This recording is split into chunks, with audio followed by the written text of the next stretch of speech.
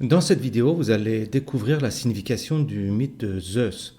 Il ne s'agit pas ici juste de vous raconter le mythe, mais vous allez découvrir les leçons pratiques de ce mythe, concrètement dans la vie de tous les jours. Vous allez comprendre ce que signifient Zeus, Gaïa, Ouranos, Chronos, les cyclopes, les titans, les géants, etc. On fera aussi des parallèles entre ces mythes grecs et les paraboles bibliques. Bref, si vous suivez cette vidéo jusqu'au bout, vous allez découvrir la puissance spirituelle de la mythologie grecque. D'abord, quelques éléments sur la cosmogonie grecque. C'est l'équivalent de la Genèse de la Bible, si vous voulez. Chez les Grecs, au commencement, dans la nuit des temps, avant le temps, au commencement était l'obscurité. La chose primordiale au-dessus du temps, c'est-à-dire que la chose à l'origine du temps, c'est l'obscurité, c'est-à-dire rien. Alors, qu'est-ce que veut dire rien? Pour comprendre ce que ce mot veut dire, je vous suggère d'aller sur YouTube. Vous allez regarder des vidéos sur quelque chose qui est très très sympa, ça s'appelle les strange loops en anglais, ou les boucles étranges en français. Tapez strange loops et vous allez découvrir ce que ça veut dire rien, c'est-à-dire comment quelque chose s'autogénère à partir de rien. Ensuite, le rien engendre le chaos. Voilà. Qu'est-ce que ça veut dire maintenant, chaos? Chaos, ça ne veut pas dire le bordel, comme on le croit. Chaos veut dire la faille, une béance, une chose dans laquelle on tombe, où il n'y a pas d'assise, c'est-à-dire il n'y a pas de forme, il n'y a pas de lien entre les choses. Et c'est de ce chaos, de cette faille, que va naître Gaïa, la terre, la chose ferme, avec des formes, la chose qui donne une assise, qui permet d'arrêter des formes et des images, et surtout de relier les choses. Donc, l'invisible sans forme génère le visible et la forme.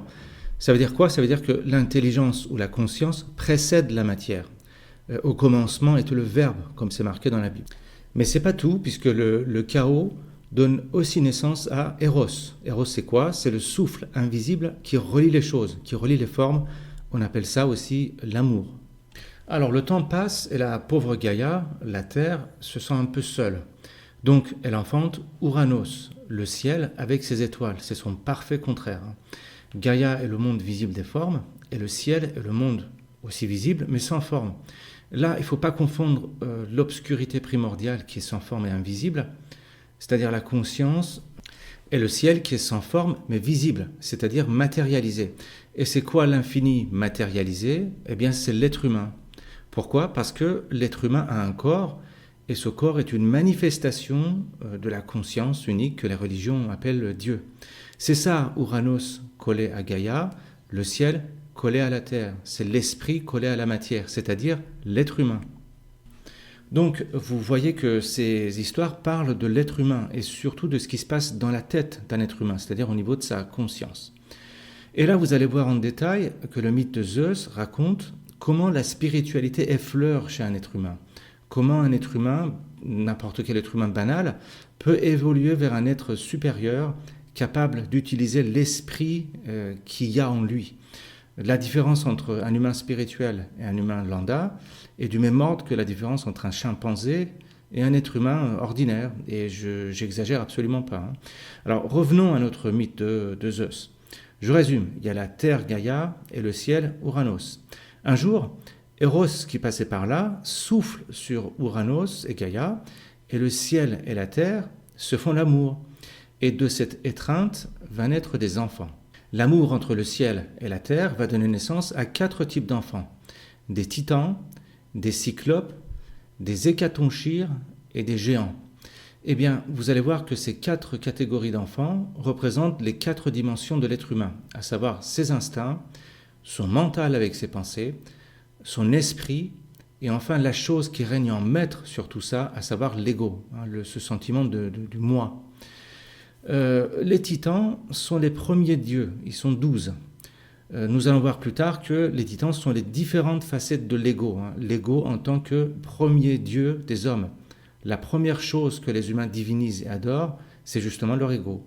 Ensuite, il y a les cyclopes. Les cyclopes ont un œil au milieu du front. Il y a d'ailleurs 3 cyclopes et leurs noms sont tonnerre, éclair et foudre. Un œil qui génère des éclairs représente quoi? Représente la conscience humaine qui relie le ciel et la terre par une lumière instantanée, par un flash.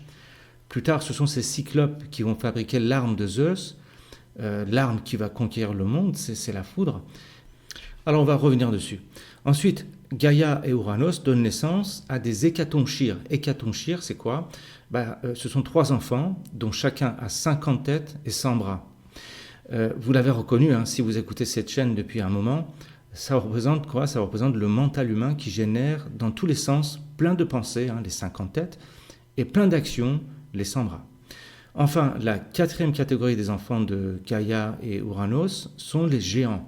Alors, on ne sait pas trop de choses sur eux, sauf que ce sont des géants représentés par des images de serpents, de lions, bref, des prédateurs. Ça peut symboliser les instincts humains qui sont des géants par rapport à notre mental et qui nous attaquent et nous bouffent en permanence. Entre parenthèses, dans le jardin de Versailles, il y a une fontaine qui s'appelle le bassin d'Encelade, qui est le chef des géants, qui sera écrasé, enseveli plus tard par Zeus sous une montagne de roches. On va voir ça. Donc, je résume. Le ciel et la terre donnent naissance à 4 types d'enfants qui représentent les 4 composantes des êtres humains. Il y a les géants, c'est-à-dire nos instincts, les hécatonchires, c'est-à-dire l'intellect ou le mental ordinaire qui a 50 têtes et 100 bras, qui pense et agit dans tous les sens. Il y a les cyclopes qui génèrent la foudre, un œil unique, c'est-à-dire la non-dualité, c'est-à-dire la conscience sans forme en nous qui fonctionne par flash, notre intuition intellectuelle, qui fonctionne par flash, comme la foudre, et qui voit tout d'un seul coup d'œil. On appelle ça la créativité aussi. Et enfin, il y a les titans qui symbolisent les facettes de notre ego. Et on va voir pourquoi les titans symbolisent l'ego. Alors, tous ces enfants sont emprisonnés et ne peuvent pas bouger parce que le ciel, Ouranos, est tellement pénétré dans Gaïa que ces enfants n'ont aucun espace pour bouger. Ça veut dire qu'au départ, les instincts, les pensées, la conscience et l'ego, bref, toutes les dimensions d'un être humain sont bloquées, ne peuvent pas bouger, ne sont pas mobiles. C'est-à-dire que l'humain ne peut pas évoluer, il est en état de stagnation. Alors, pour pouvoir évoluer, pour pouvoir bouger, Gaïa fabrique une faucille et un de ses enfants, un titan du nom de Chronos, va couper le zizi à Ouranos pour qu'il lâche un peu Gaïa. Ce qui se passe, c'est que Chronos émascule son père Ouranos, libère ses frères et sœurs et en profite pour prendre le pouvoir. Donc, pour pouvoir se libérer, évoluer, Chronos sépare le ciel et la terre. C'est-à-dire que pour pouvoir évoluer et survivre, l'être humain sépare la conscience et la matière, coupe le un en deux, forme des dualités. Et qu'est-ce qui sépare la conscience et la matière? Qu'est-ce qui fonctionne en mode duel? Ciel et terre, bien, pas bien, j'aime pas, bon, mauvais, méchant, gentil, eh bien c'est l'ego. Et on va voir que cet ego est justement représenté par Chronos. La première chose que Chronos fait après avoir séparé Gaïa et Ouranos, la terre et le ciel, c'est de se marier avec sa sœur Rhea. Seulement un jour, Gaïa informe Chronos que l'un de ses fils le tuera un jour et prendra sa place. Donc Chronos, qu'est-ce qu'il fait? Il se met à bouffer tous ses enfants nouveau-nés après chaque accouchement de sa femme Rhea. Là, on peut faire le parallèle avec Pharaon qui tue les nouveau-nés parce qu'un oracle avait prédit qu'un de ses fils le tuerait. Ou bien plus tard, on retrouve la même chose dans le mythe d'Œdipe, où Œdipe, bébé, devait être tué sur ordre de son père, le roi de Thèbes, qui avait peur pour sa gueule aussi, quoi. Bref, revenons à Chronos, ce titan qui bouffe ses enfants les uns après les autres. C'est quoi Chronos en fait? Qu'est-ce qu'il représente? Là aussi, si vous êtes abonné à cette chaîne, vous avez certainement deviné. Qu'est-ce qui bouffe son propre germe pour régner en maître et ne pas perdre en pouvoir? Qu'est-ce qui coupe le ciel et la terre, l'esprit et la matière? Eh bien, c'est l'ego humain. Chronos, c'est l'ego qui tue son enfant, c'est-à-dire le germe de la spiritualité qui est caché en lui, c'est-à-dire l'esprit ou la conscience qui est cachée en lui. Alors, petit à petit, la femme de Chronos, qui s'appelle Rhea, elle en a marre que Chronos bouffe ses enfants. Et un jour, elle se débrouille pour accoucher en secret d'un enfant qui n'est pas finalement comme les autres. Qu'est-ce qui se passe? Elle va en Crète, accouche d'un fils et le confie aux nymphes. Les nymphes que sont les divinités qui représentent la force et l'abondance de la nature. Et bien cet enfant, c'est Zeus. Zeus, c'est la conscience en nous, c'est Dieu qui se retrouve dans l'être humain. Et Zeus doit être caché aux yeux de Cronos pour pas se faire bouffer. Vous voyez, c'est la conscience qui est cachée aux yeux de l'ego. Sinon, l'ego le mangera. C'est-à-dire que il identifiera à ses pensées, à ses images, à des icônes d'ailleurs. C'est comme ça que les humains ont fait des statuettes religieuses pour les adorer ensuite. C'est ça, hein, le paganisme. Allez regarder un rituel religieux, vous comprendrez ce que représente Cronos. C'est cet ego qui divinise des images, des statuettes, des formes. Zeus doit donc être élevé en étant caché aux yeux de l'ego de Cronos. C'est pourquoi la spiritualité, vous voyez, c'est pas une affaire de compréhension, c'est pas une affaire de mots, de livres, de rituels religieux, de sectes, de gourous, etc. Hein, ça se fait différemment. Bref, Zeus grandit sous la protection de sa grand-mère Gaïa la Terre, et il est nourri par des nectars que lui apportent les colombes, les aigles et les abeilles. Symboliquement, il est nourri par l'esprit venu du ciel, par la conscience, par Dieu. C'est ça le nectar, c'est l'essence. Et Zeus boit aussi le lait d'une nymphe chèvre, qui est le fameux Capricorne, qui donnera une de ses cornes à Zeus. C'est la célèbre corne d'abondance qui ne se vide jamais pour celui qui veut manger et boire. Vous voyez, c'est la corne d'une chèvre qui donne du lait, et l'inverse de cette corne est la corne du bélier qui donne des coups et qui blesse.